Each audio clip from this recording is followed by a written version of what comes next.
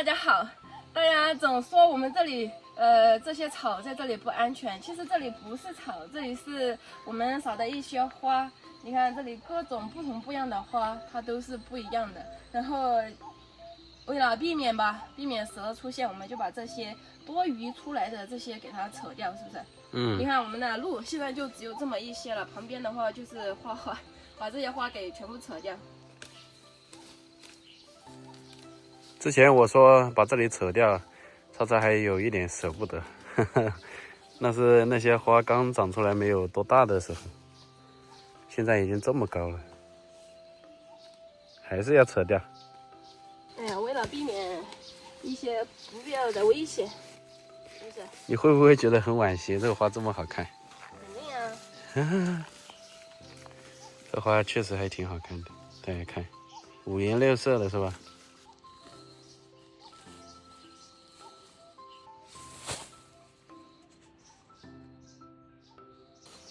哎呀，当初撒的太多了，撒的到处都是，而且这个它也太能长了。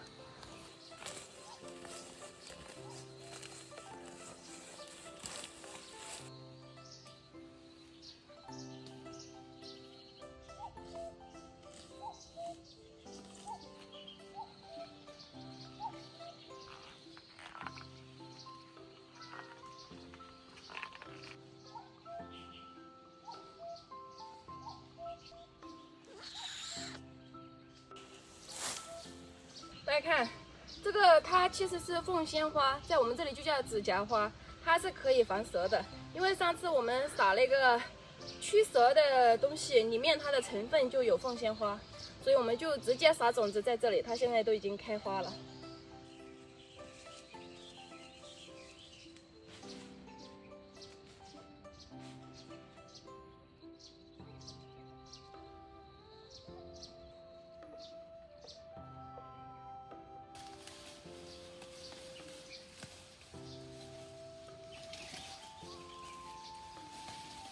哎呀，当初撒的花种真的是撒的太密了，到现在直接花变成草了，就有一点麻烦。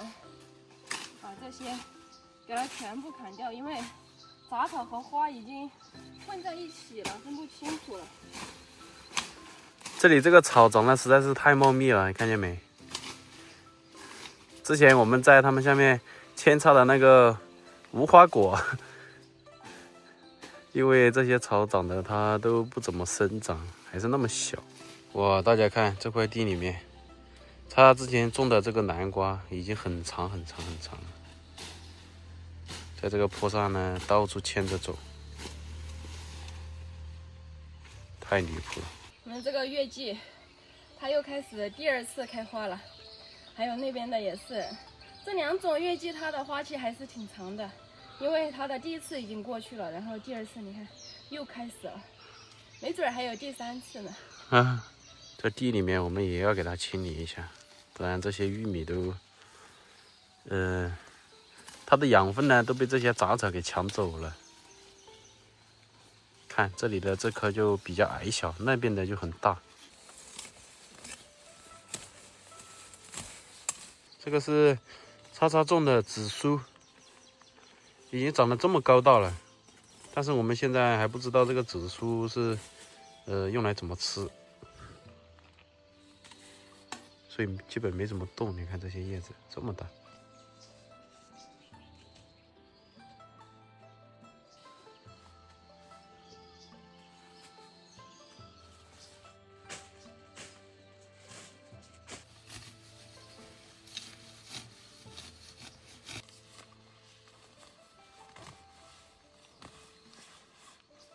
我们这里之前是撒的一些生菜，但是不知道为什么现在全部变成了一片魔芋地。像这种，大家看，全部是魔芋，我都纳闷了，原来他们这里面有很多魔芋吗？我们当时挖地的时候都没有发现啊。挖地的时候可能只有个别魔芋，但是现在你看，全部长起来的都是魔芋，密密麻麻的。对，以后等它长大了，丰收的时候，我们可以自己用来做魔芋豆腐。魔芋豆腐还是挺好吃的。对，特别是用来炒的那种。你看它是这么小一个，然后发起来的。嗯，没想到我们这里还盛产魔芋啊！这就叫什么无心插柳柳成荫。对，本无心种这个魔芋的，结果呢长这么大一片。根本就没种。嗯，还是自然生长的。嗯，好神奇啊，这个东西。这是之前叔叔他种在这里的。嗯，因为他之前也是种魔芋和黄金嘛，种在里面。然后魔芋没有挖走，可能是那个时候已经挖过了。这些是魔芋的那些籽又长起来的。这些菜全部被虫吃了。我们吃的话，可能老去洗那个水都要费几盆，所以我们直接给鸡吃。我们有一只鸡，它已经出窝了。黑美人终于出来了。大家。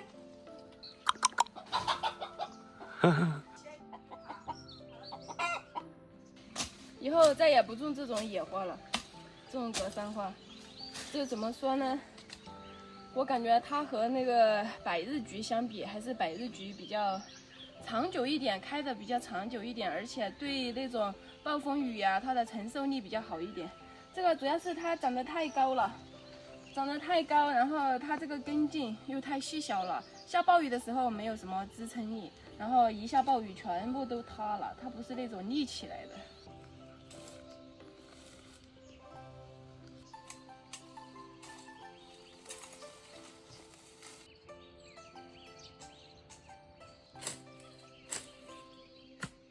好了，这个地方的杂草呢就已经清理完。我有个问题啊，如果这里的土墙我们有一个墙给它挡住就好了。这个后期再说吧。嗯，这里可能就是他们以前所说的竹林，因为那些竹子都已经长在内部去了。确实啊，把这些花花扯了之后呢，这路都要宽一点了。最主要是我们这里。我们的人走，车它平时就走不了，所以就只走中间，所以导致它两侧全部都长了那些杂草。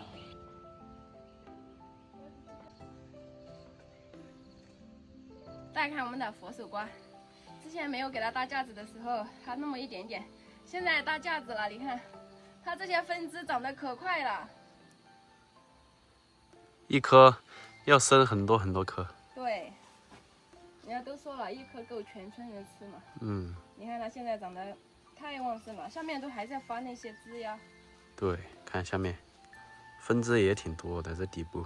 是不是看到我们这里很像杂草？其实不是，这是我们之前种的薄荷，就是长的速度有点太快了。我们把上面的死掉的给它割掉，它这个割了还是会发的。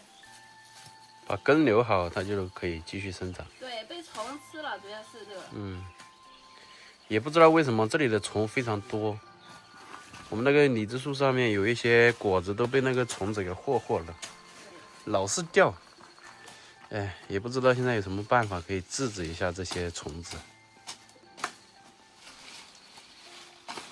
怎么干了这些？而且我觉得这个它的生长速度也太快了。看起来像杂草啊，嗯，但其实不是。这种好的就不管它吧。嗯，对。这些李子的果子全部那种虫子给蛀了。现在呢，多余的杂草我们就已经把它清理干净了，剩余的就是花了。其实这个花看着也挺像草的，对不对？嗯，你看，但是花的话，我们就让它好好的种在这里，就是有2棵月季，还有的就是剩下的。凤仙花，大家看，这个就是我所说的百日菊，然后呢，这个就是格桑花。大家看，真的，我觉得这个百日菊，你看它还是多株的，而且这个是1个月前开的第一束，我记得它到现在都还没有凋谢，它的花期有1个月之久，而且你看这些五颜六色的，所以花的话，我还是觉得相比于格桑花的话，百日菊要好一点。而且它的花期长，它也可以经得住风吹雨打。